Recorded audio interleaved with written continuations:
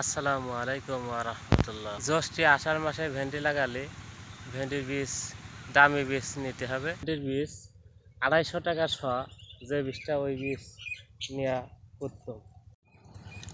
ভেন্ডি লাগানো হয়েছে 1.5 হাত লাইন দিয়ে 1 বিঘত মাথায় মাথায়, এইভাবে লাগানো হয়েছে। ভেন্ডি মূলত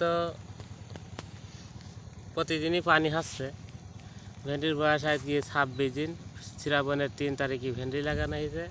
এদিকে একটু উঁচু, যার জন্য এই ভেন্ডির গাছ করে একটু মোটা শক্ত শক্ত হয়ে গেছে। আর এইদিকে একটু পানি ছাড়ছাড়ি থাকে, প্রতিদিনই পানি হয়, যার জন্য এদিকের গাছ করে সব হাংলা চিকন পাতলা হয়ে গেছে।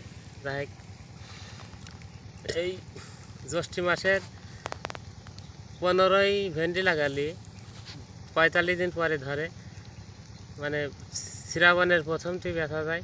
এখন ভেন্ডি গত কালকেতে নিড়াচ্ছে, প্রতিদিনই রোদ নেই, তার জন্য ভেন্ডি গাছ কাটা একেবারেই খুবই খারাপ দেখা যাচ্ছে। যাই একটু রোদ বালি ভেন্ডি গাছ কাটা সতেজ সবল হয়ে যাবে। ওই দিকের ভেন্ডি কাটা একেবারেই হালকা পাতলা হয়ে গেছে। আর এই দিক জায়গা উঁচু দিক, এই দিকের ভেন্ডি গাছ কাটা সবল হয়ে গেছে। 25, 24 প্রতিদিন পার হয়ে যাচ্ছে। 29 তারিখ আজকে 26 দিন বয়স। দেখি এইসব ভেন্ডি কাটা আর এই 15 দিন পরেই ভেন্ডি ফুল আসবে।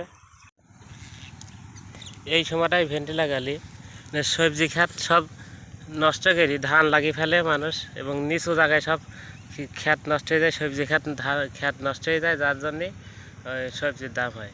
তার জন্যে শ্রাবণের প্রথম তারিখটি প্রত্যেকটা তরকারির দাম বেশি হয়। যার জন্যে প্রত্যেকটা তরকারি শ্রাবণ মাসের ভাদ্র, আশ্বিন, কার্তিক, অগ্রহায়ণ পর্যন্ত ভালো দাম পাওয়া যায়।